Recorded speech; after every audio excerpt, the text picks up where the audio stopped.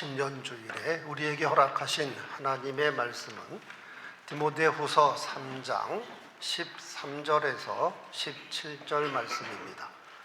신약성경 345면에 기록되어 있습니다. 디모데후서 3장 13절에서 17절 말씀을 교독하겠습니다. 악한 사람들과 속이는 자들은 더욱 악하여져서 속이기도 하고 속기도 하나니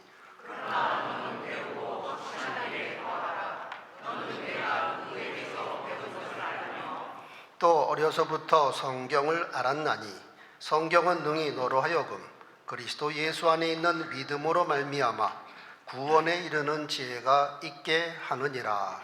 모든 성경은 하나님의 감동으로 된 것으로 교훈과 책망과 박해함과 의로 교육하기에 유익하니 17절 함께 이는 하나님의 사람으로 온전하게 하며 모든 선한 일을 행할 능력을 갖추게 하려 함이라. 아멘. 1947년입니다. 성서학회뿐만 아니라 세계 고고학회를 발칵 뒤집는 일이 일어났습니다.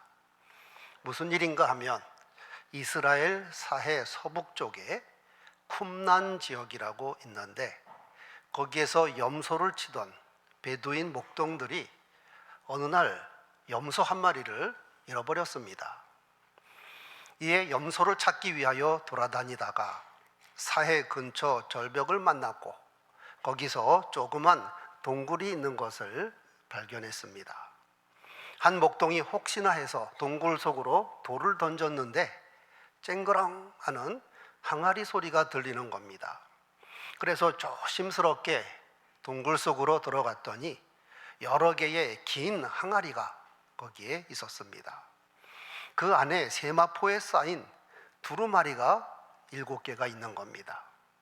이 소년들은 이것이 무엇일까? 혹시라도 돈이 될까? 해서 베들레헴 골동품 상인 칸도라는 사람에게 이것을 갖다 줬고 불과 몇 푼 안 되는 돈을 받아갔습니다. 이 칸도 역시 이것이 옛날 문서인 거는 같은데 정확하게 잘 모르니까 그 중에 4개를 예루살렘 정교회 대주교인 아타나시우스 사무엘에게 250달러를 주고 팔았습니다.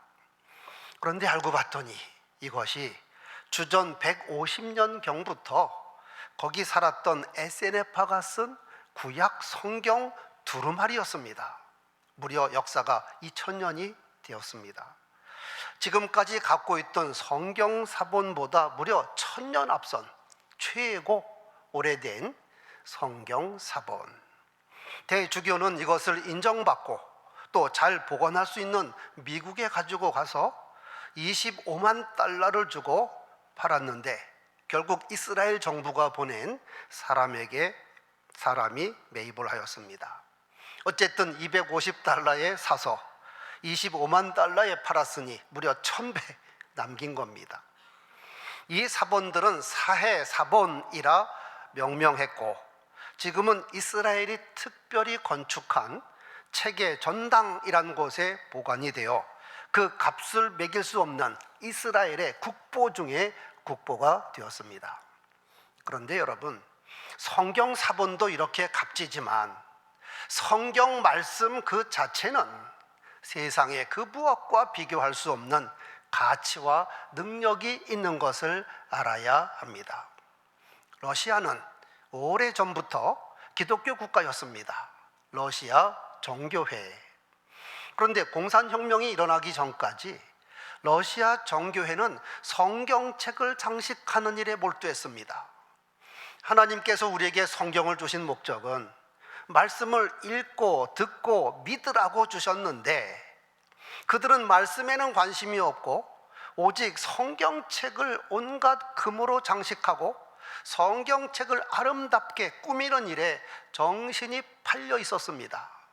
여러분, 중요한 것은 성경책에 담겨 있는 하나님의 말씀입니다. 어떤 사람이 성경책 100권을 갖고 있어도 말씀을 말씀으로 믿지 아니하면 어떤 역사도 일어나지 않습니다.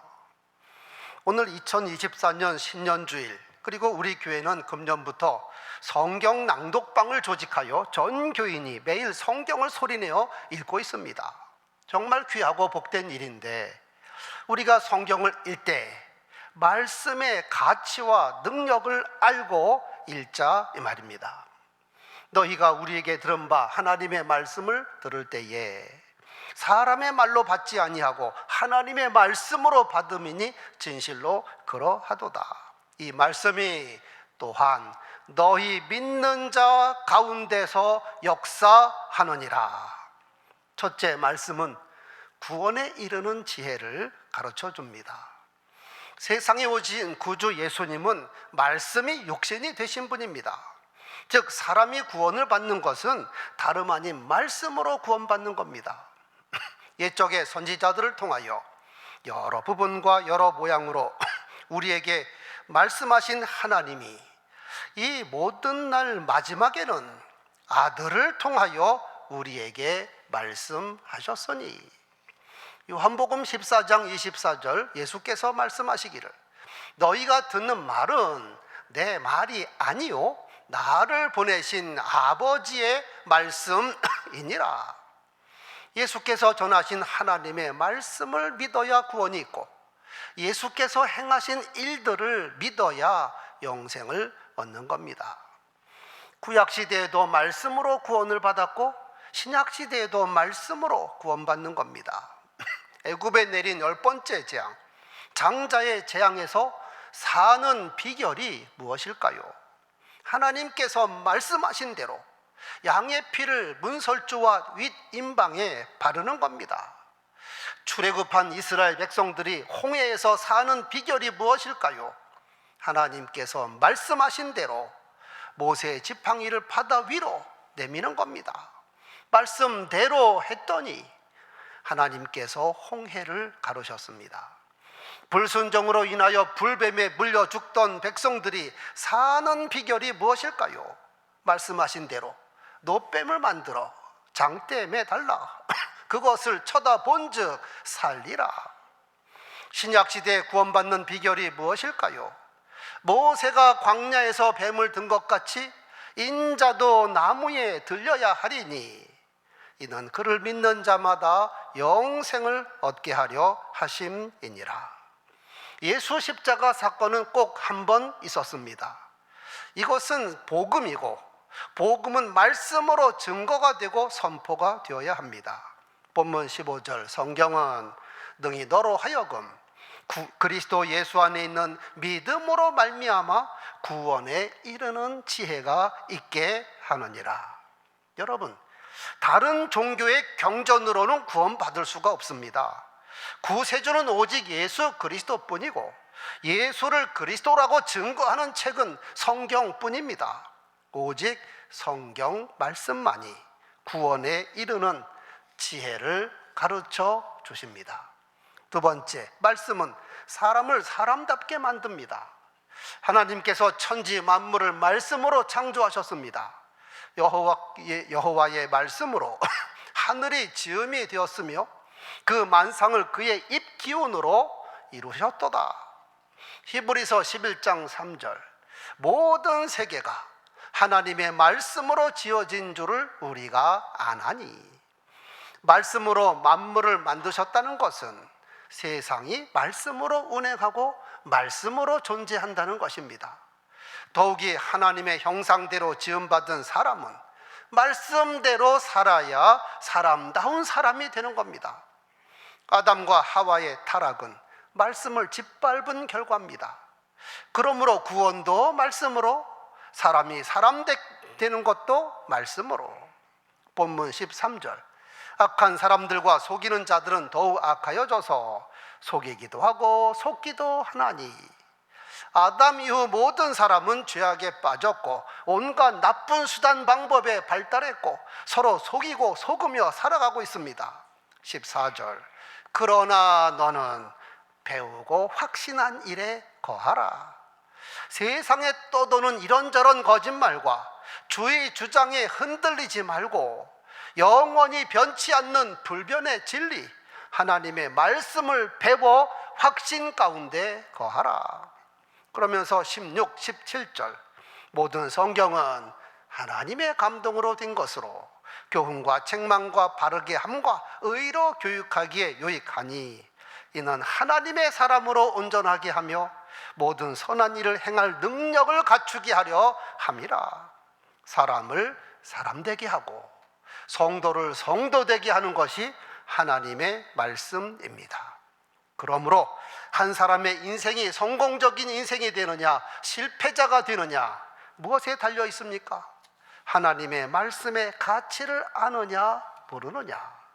한 가정이 행복하고 형통하게 사느냐 그 반대냐 무엇에 달려 있을까요? 하나님의 말씀의 가치를 아느냐 모르느냐. 한 나라와 민족이 번창하고 평안하게 사느냐 그 반대냐 무엇에 달려 있을까요? 하나님 말씀에 순종하느냐 그렇지 않느냐. 명명백백한 진리입니다. 오늘날 스위스 제네바는 세계적인 인류 도시로서 금융과 외교의 중심 지역이며 수많은 국제기구가 자리 잡고 있는 것입니다. 국제연맹의 본부가 있었고 현재는 국제연합 UN 유럽 본부가 있습니다. 이를 중심으로 국제노동기구, 세계보건기구, 국제적십자본부, 국제통신연합, 유럽 핵연구소 등등이 있습니다. 그런데 제네바가 제네바된 것은 역사적인 배경을 잘 모르는 사람들이 많습니다. 500여 년 전 제네바는 유럽에서 가장 더럽고 가장 골치 아픈 도시였습니다. 아니 스위스 자체가 끔찍하게 가난했고 각종 범죄자, 정치 난민들, 용병, 장녀, 빈민들이 넘쳐났으며 주변 강대국들에게 자주 침략을 당하는 나라였습니다. 이런 최악의 도시가 유럽 최상의 도시가 된 근거는 종교개혁자 장 깔뱅, 영어로 존 칼빈으로부터 시작이 되었습니다. 더 정확하게 말씀드리면 성령과 하나님의 말씀이 제네바 시민과 도시를 거듭나게 한 겁니다. 물론 그 과정이 평탄치는 않았지만 깔뱅을 비롯한 종교개혁자들이 있었고 뜻있는 시의회 회원들과 여기에 굳굳이 동참한 제네바 시민들이 하나님의 주권을 인정하고 말씀의 가치에 순복한 결과입니다. 1536년 장 깔뱅이 개신교를 박해하는 자기 고국 프랑스를 떠나서 스트라스부르크에 가기 위하여 제네바에 하루를 머물렀습니다. 당시 스위스에서 종교개혁을 하고 있던 파렐이 깔뱅을 만나서 간곡하게 요청합니다. 제발 제네바에 머물며 종교개혁뿐만 아니라 도시를 개혁해달라. 이에 깔뱅은 1541년부터 그가 55세 나이로 세상을 떠나기까지 23년간 깔뱅 인생의 꽃이었을 뿐만 아니라 제네바시가 거듭나는 시기로 만들었습니다. 물론 반대자도 있었고 비방하는 사람도 있었지만 결국 제네바는 깔뱅의 도시라 불려질 정도로 도시 전체가 새로워졌습니다. 여러분, 하나님의 말씀은 개인뿐만 아니라 교회를 교회답게, 사회를 사회답게, 도시를 도시답게 만드는 하나님의 능력인 것을 믿으시기 바랍니다. 또한 그렇게 되기를 바랍니다. 세 번째, 말씀은 생명의 양식입니다. 지금으로부터 2000년 전 예수님 공생애 당시 이스라엘 백성들은 정말 어렵고 배고픈 시절이었습니다. 로마의 식민지 하에 있었고 폭군 헤롯 왕가가 통치하고 있었으니 백성들은 아침에 일어나면 오늘은 무엇을 먹지? 오늘은 무엇을 입어야 할까? 하루하루 사는 것이 고통이었습니다. 그런 가운데 예수께서 보리떡 5개와 물고기 2마리로 이적을 행하셨으니 오병이어 기적, 얼마나 신나는 일입니까? 이 일로 인하여 나사렛 예수를 자기들의 왕으로 삼고자 하였습니다. 복음서 기록자 4명 모두 이 이적 사건을 기록하고 있습니다. 한편 요한복음에 의하면 떡을 먹은 무리들이 그 다음 날에도 떡이 먹고 싶어서 예수를 찾았는데 보이지 않는 겁니다. 이에 배를 타고 갈릴리 건너 가버나움까지 찾아갔습니다. 그랬더니 예수께서 이미 가버나움에 와 계신 겁니다. 무리들이 반갑기도 하고 또 떡을 먹을 수 있겠구나 잔뜩 기대했는데 예수께서는 자기들에게 실망스러운 말씀을 하셨습니다. 썩을 양식을 위하여 일하지 말고 영생하는 양식을 위하여 일하라. 한마디로 오병이어 기적은 다시 없다. 대신 내가 생명의 떡이니 나를 먹고 영생하여라. 나는 생명의 떡이니 내게 오는 자는 결코 줄이지 아니할 터이요 나를 믿는 자는 영원히 목마르지 아니하리라. 예수께서 나를 먹으라 한 것은 살을 먹으라는 말이 아니라 나를 믿으라, 내가 전하는 말씀을 먹으라, 그리하면 영생한다. 나를 믿는 자는 영원히 목마르지 아니하리라. 여러분, 하나님의 말씀이 생명의 양식인 것을 믿으시기 바랍니다. 예수께서 공생애 시작하기 전 마귀에게 3번 시험을 받으셨습니다. 그 첫 번째가 40일 금식하신 예수께 네가 하나님의 아들 아니냐, 능력도 있지 않느냐, 그러니 이 돌들에게 명하여 떡덩이가 되게 하라. 이에 예수께서 신명기 8장 3절 말씀을 인용하여 마귀를 물리쳤습니다. 사람이 떡으로만 살 것이 아니요 하나님의 입에서 나오는 모든 말씀으로 살 것이라 하였느니라. 사람은 음식만 잘 먹으면 되는 존재가 아닙니다. 사람은 영적 피조물이기 때문에 더 중요한 양식 하나님의 말씀을 먹어야 합니다. 이 시대에 우리들이 하루 3끼 잘 챙겨 먹습니다. 철따라 나는 음식도 먹고 건강에 좋다면 열심히 찾아 먹습니다. 그것이 잘못된 건 아닙니다. 그런데 몸을 위하여 먹는 음식에 대한 관심과 투자하는 것에 비하여 영의 양식 하나님의 말씀은 얼마나 잘 챙겨 먹습니까?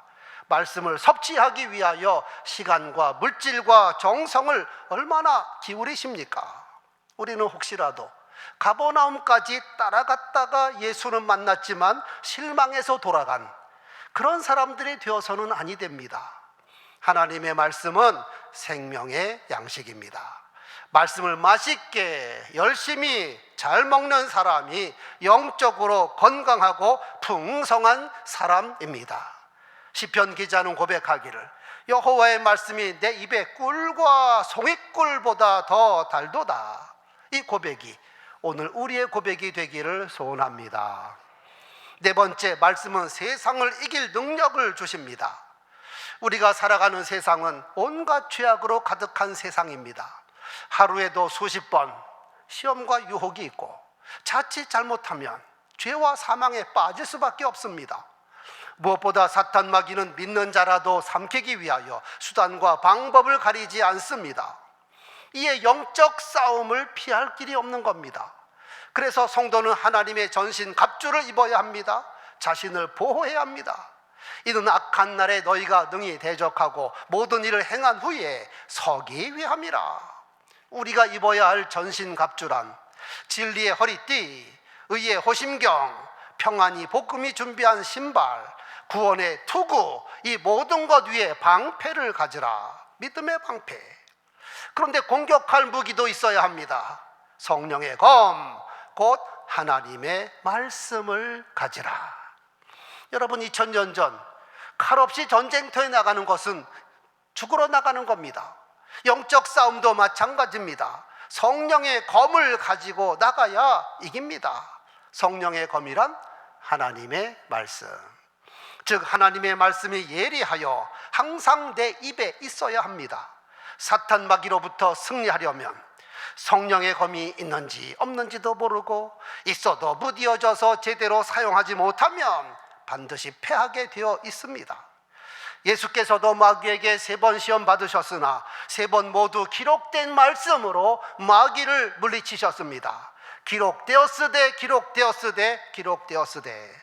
성경을 잘 알아야 하고 항상 내 속에 말씀이 살아 있어야 하고 적재적소의 말씀을 사용하면 사탄 마귀는 꼼짝 못하고 물러가게 되어 있습니다.